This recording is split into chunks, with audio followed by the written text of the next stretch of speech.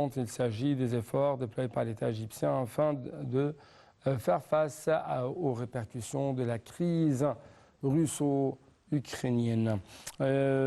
Ces derniers jours, durant les derniers jours de mars, l'État s'est apprêté avec tous ses secteurs et a adopté même des solutions proactives aux répercussions négatives, au scénario possible de l'impact des répercussions de la crise russo-ukrainienne qui a affecté la carte économique mondiale, et ce, en adoptant un paquet de mesures pour alléger cette crise, en fournissant par exemple la protection sociale pour les catégories les plus démunies, en adoptant les politiques financières et monétaires nécessaires pour le contrôle des marchés, en assurant le produit de base de stabilité des prix, toujours au niveau du marché.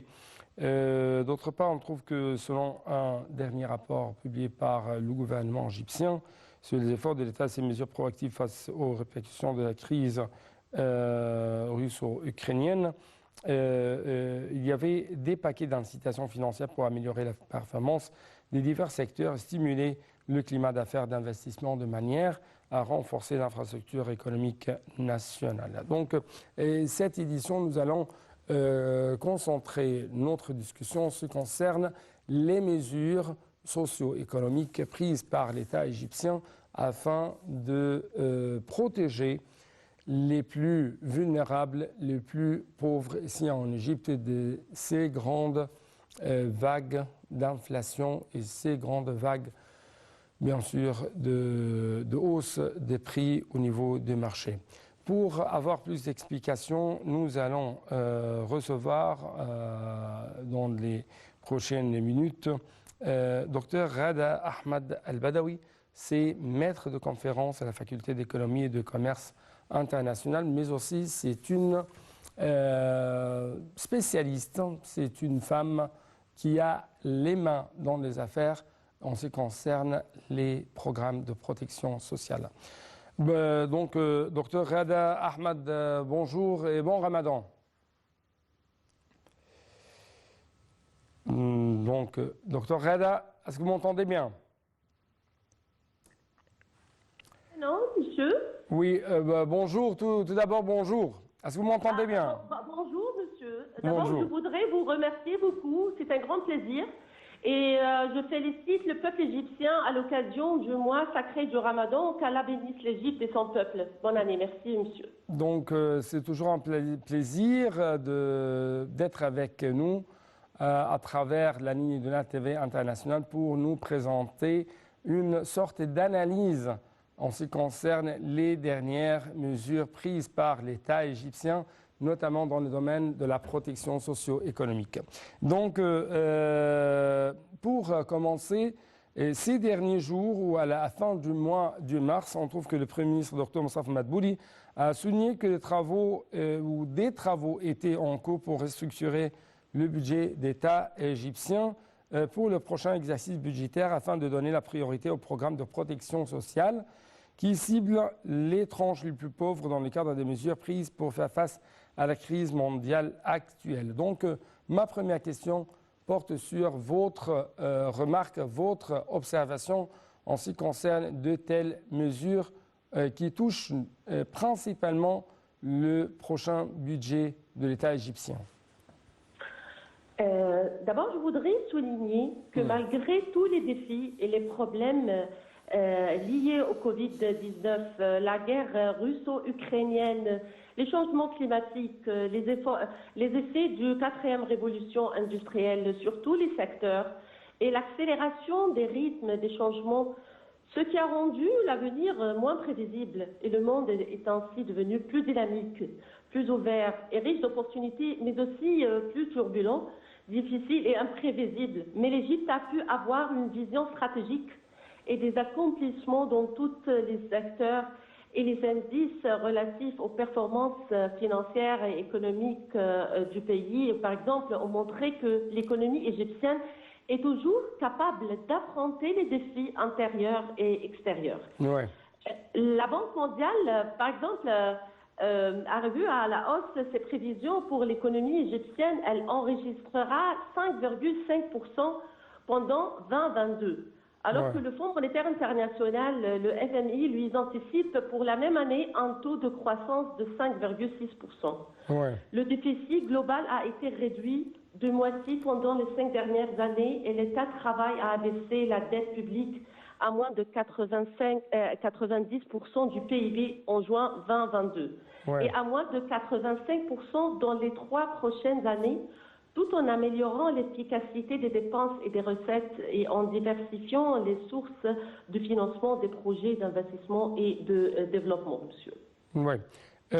Donc, vous trouvez qu'il y a une sorte d'intérêt accordé par l'État égyptien, notamment aux programmes socio-économiques, et ce pour protéger les plus vulnérables, les plus pauvres. Donc, j'ai une autre question en ce qui concerne les dernières propositions, dernières mesures prises par le gouvernement égyptien pour faire face à la hausse des prix des denrées alimentaires. Par exemple, que pensez-vous de la proposition du gouvernement concernant la prolongation pour une durée plus longue des expositions des ventes de diverses denrées tenues à l'occasion de l'avènement du mois sacré du Ramadan pour que les différentes catégories obtiennent tous leurs besoins en matières premières à des prix appropriés? Par exemple, j'aimerais bien écouter votre réponse et votre remarque. Oui, docteur. Docteur Rada.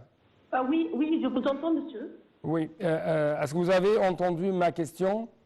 Ma question a porté sur la prolongation pour une durée plus longue des expositions de vente des diverses denrées tenues à l'occasion de l'avènement du mois sacré du Ramadan, et ce, selon le gouvernement, pour que les différentes catégories obtiennent leurs besoins en matière première à des prix appropriés.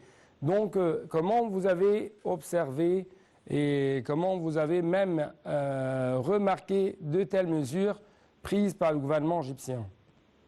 Donc, il y a beaucoup de réunions qui ont été faites sur l'examen de la situation des denrées alimentaires stratégiques et le suivi de leur disponibilité sur les marchés au niveau de la République.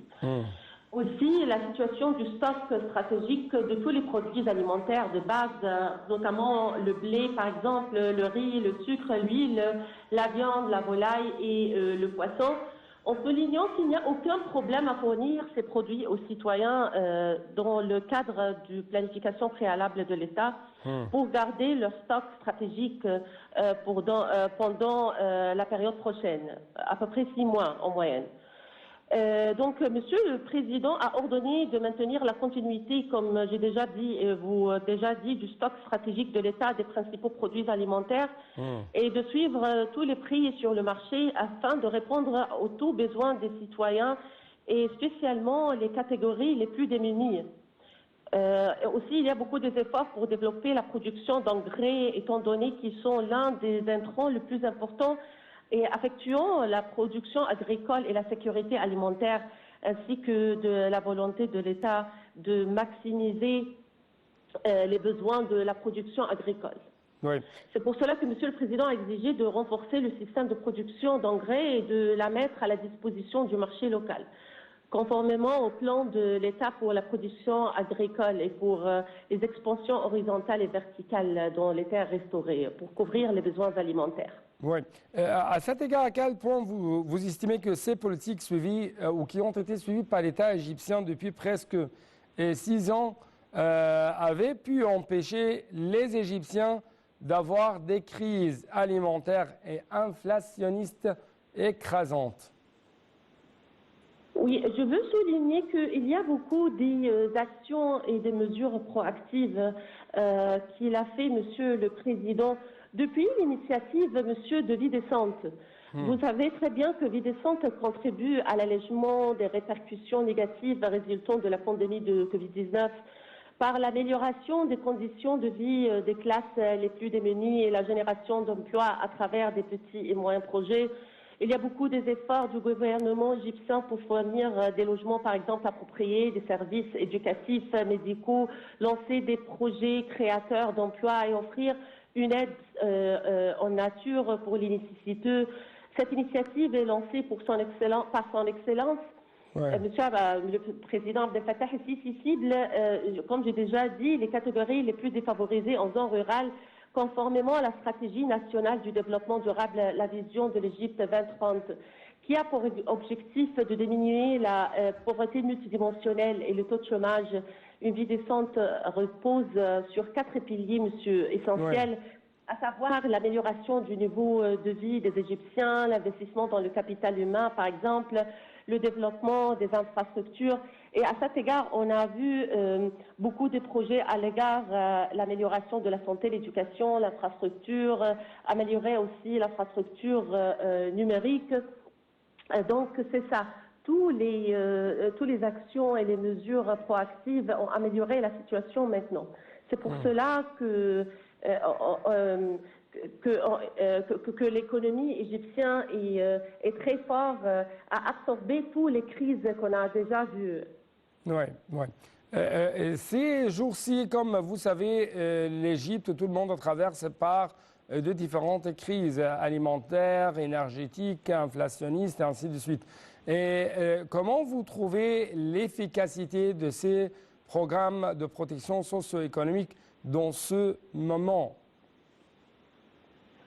Monsieur, par exemple, il y a beaucoup de projets nationaux. On a vu, par exemple, le lancement du projet national de développement de la famille qui a pour objectif de développer l'État égyptien, étant donné que le développement de la famille mène à la satisfaction des citoyens, ce qui contribue au développement de l'État.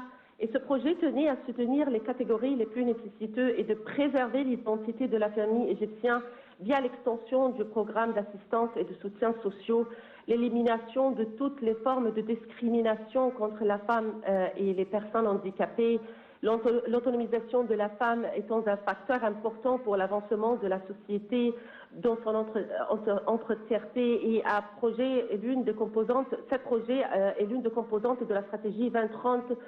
Et aussi, il y a beaucoup des programmes lancés par le ministère de la Solidarité sociale à l'égard d'améliorer les programmes de la protection sociale. On a vu, par exemple, la sécurité sociale et l'autonomisation économique, les assurances et les pensions, prendre soin des personnes âgées, par exemple, et des orphelins, soutenir les personnes ayant des besoins spéciaux.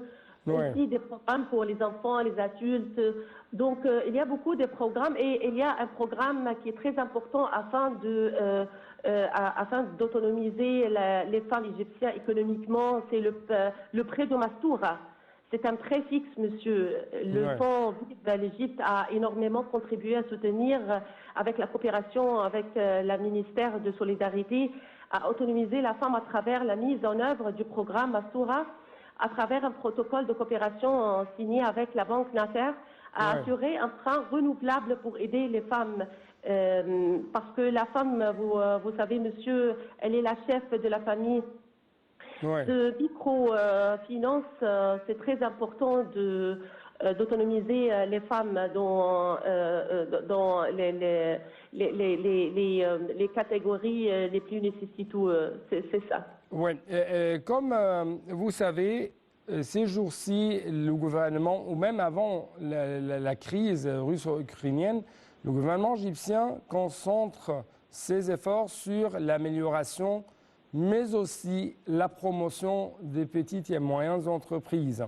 Dans ce moment, comment vous trouvez l'importance de telles initiatives visant à améliorer, visant à pomper un peu plus de fonds dans ce domaine, les petites et les moyennes entreprises? En ce qui concerne l'écosystème de l'entrepreneuriat, il a beaucoup amélioré, monsieur. On a vu, par exemple, que l'indice de connaissance de l'Égypte a augmenté 19 places dans l'indice de connaissance à 2021 de 72 et on est devenu maintenant 53 la place 53. Donc l'écosystème a beaucoup amélioré grâce à les efforts du Monsieur le Président Abdel Fattah el-Sisi. Parce que édifier les jeunes est l'une des priorités pour Monsieur le Président. Oui. J'aimerais bien jeter plus de lumière sur l'État égyptien qui essaye d'avoir plus de blé à travers la production locale. Cette fois-ci, on trouve que le ministre des Finances, Mohamed Nouaït, a affirmé que 1,1 milliard de livres égyptiennes avaient été fournis à l'Autorité générale de produits et d'approvisionnement et la Banque agricole d'Égypte sur le compte de financement pour l'achat du blé local. Ceci s'inscrit dans le cadre de la mise en œuvre des directives présidentielles visant à faciliter les procédures de livraison du blé local et à décaisser rapidement les créances des agriculteurs en vue de les inciter à fournir la plus grande quantité possible. Donc, j'aimerais encore une fois écouter votre réaction en ce qui concerne cette mesure. L'Égypte essaye, par le financement, d'encourager les agriculteurs de cultiver plus de blé et de bonne qualité afin de répondre aux besoins des marchés locaux ici en Égypte. Bon, je voudrais mentionner que Monsieur le Président a donné une grande importance à l'égard du secteur agricole en général. Et en ce qui concerne le futur d'Égypte, il va créer de milliers d'opportunités d'emploi dans des diverses... Le projet Futur d'Égypte, n'est-ce pas? Oui. Oui, c'est ça. C'est un autre projet c'est un autre projet qui est issu de ces programmes socio-économiques, n'est-ce pas? Oui. Ce projet va créer des milliers d'opportunités, monsieur, d'emploi dans diverses disciplines, donnant une forte impulsion au système national d'industrialisation agricole et renforçant la stratégie de l'État visant à augmenter la proportion des terres agricoles. Oui. Donc, monsieur le Président a une vision et a des conduites stratégiques qui sont très effectives. C'est pour cela que cette crise, tout le peuple égyptien ne va pas sentir beaucoup parce que il y a beaucoup des actions qui ont des effets positifs à l'égard de tous les dossiers, par exemple les protections sociales et pour les catégories les plus nécessiteuses. Oui. J'aimerais vous poser une autre question en ce qui concerne la vie décente. Je sais que vous êtes spécialiste dans ce domaine. À quel point vous trouvez que l'un des buts efficaces ou essentiels de ce programme de vie décente, c'est comment créer un climat d'investissement, un climat d'affaires dans les régions rurales, outre le fait d'améliorer les conditions de vie des citoyens? Comme j'ai déjà dit, monsieur, la vision de l'Égypte réalisera des objectifs et des intérêts du pays grâce à une stratégie claire fixant les points essentiels des plans économiques, sociaux et culturels. Et Vie décente, comme j'ai déjà dit, repose sur 4 piliers, à savoir l'amélioration du niveau de vie, l'investissement dans le capital humain, le développement des infrastructures, pour avoir une vie décente et améliorer la qualité de vie des Égyptiens à travers beaucoup de projets. Donc, elle va être des effets positifs à l'investissement parce que c'est très important d'améliorer l'infrastructure numérique, de lutter contre la pauvreté, par exemple. Et donc, ces axes sont très importants et ont des effets positifs sur les investissements ici en Égypte. Oui. En ce qui concerne, comme vous savez, cette crise russo-ukrainienne a des impacts malheureusement très négatifs sur les couches sociales ici en Égypte, notamment les plus pauvres. Donc, la lutte contre la pauvreté au sein de Vie décente, comment elle marche? Quelles sont les mesures qui ont été adoptées par les responsables de cette initiative pour faire face à plus de répercussions, plus d'impact sur les pauvres ici en Égypte?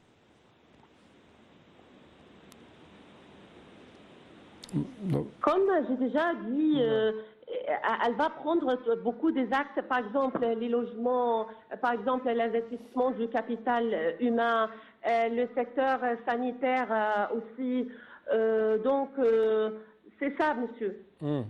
Par exemple, à travers la distribution... Équitable, oui. Quoi? La distribution équitable des ressources. De ressources, oui. Si je peux préciser un peu plus notre parole en ce qui concerne cette crise mondiale ou cette crise russo-ukrainienne de point de vue économique. À quel point vous trouvez que ces programmes sociaux essayent de distribuer des denrées alimentaires sur les plus pauvres, sur les plus nécessiteux, ou même présenter des services à bas prix, des services dans le domaine des denrées alimentaires à bas prix? Donc vous avez déjà vu, il y a beaucoup de mesures et des paquets d'incitations financières pour améliorer la performance des divers secteurs et pour stimuler le climat d'affaires et d'investissement de manière à renforcer l'infrastructure économique nationale. Donc, la fourniture des aliments, des logements, des services, par exemple, des centres pour les citoyens égyptiennes. Donc, c'est ça, monsieur. Oui.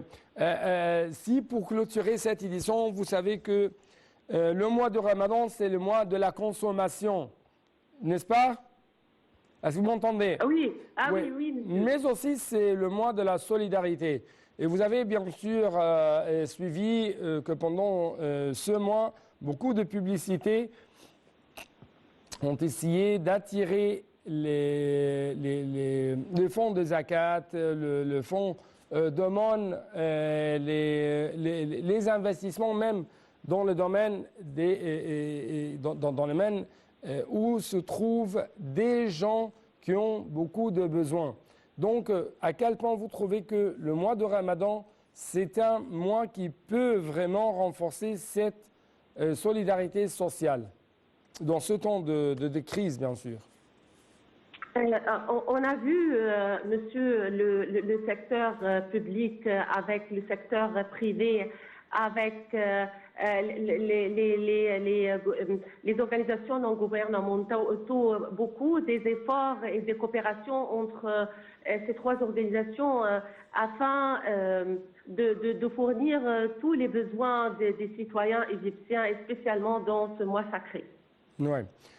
Docteur Reda, je dois vous remercier infiniment pour de tels éclaircissements de votre part en ce qui concerne les programmes qui ont été adoptés ou qui sont même adoptés sur les terrains par l'État égyptien afin de faire face aux différentes répercussions de la crise mondiale à partir de cette crise de Covid jusqu'à maintenant, la crise la crise alimentaire inflationniste même qui sont issus ou qui est issu de cet affrontement entre les Russes et les Ukrainiens.